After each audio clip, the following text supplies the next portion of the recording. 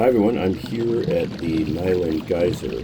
It's been nicknamed the Slow One and formally designated W9. It's a moving mud pot or mud spring outside of Niland, California, in the Salton Trough, in an area of geological instability due to the San Andreas Fault, formed due to carbon dioxide being released underground.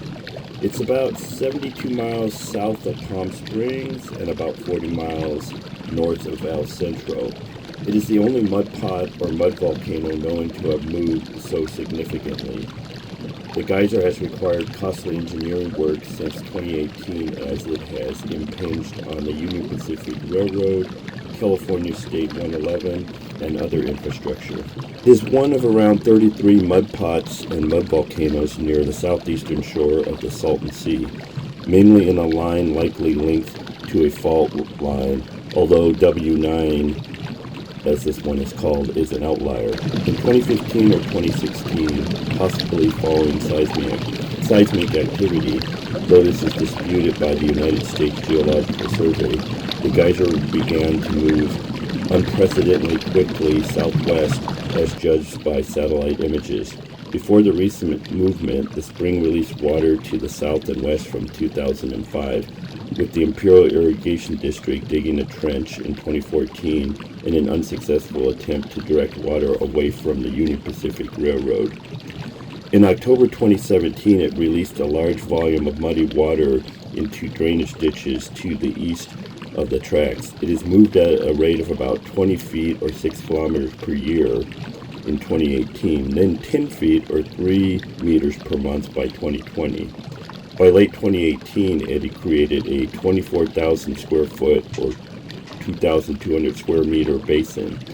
It is near the Worcester Fault, an extension of the San Andreas Fault, and is moving perpendicular to fault lines. Its slow movement has seen it called the Slow One, an allusion to the expected Big One earthquake. It is disputed whether other mud springs have moved. Most sources say none are known to have done so, while Max Rudolph of UC Davis says some have, but only noticeably on a timescale of decades. As many of you have pointed out, geyser is a misnomer because the formation is not geothermal and the water, mud, and bubbling gas is not heated, only measuring about 80 degrees Fahrenheit or 27 degrees Celsius. The Niland Geyser releases water, carbon dioxide, and hydrogen sulfide, with the bottom of the pool like quicksand due to liquefaction. Geologists from the railroad found that a pressure dome is pushing water into the geyser.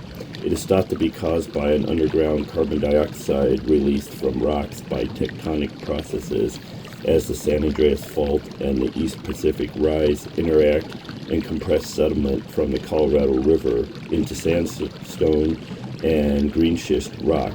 The hydrogen sulfide released from the pool, easily recognizable by its rotten egg smell, may originate from rotting algae or from geological activity. Repeated seismic activity cracked the bedrock, enabling gases to reach the surface.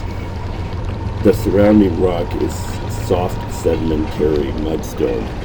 Just David Lynch and Travis Deanne have hypothesized that the carbon dioxide is traveling to the surface via a tilted route, with the upper side of the channel gradually being eroded by the water and gas, and the lower side building up as sediment falls into it.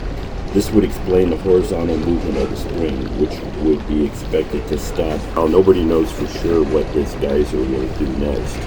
As most of you know, nature ultimately wins. Thanks for watching.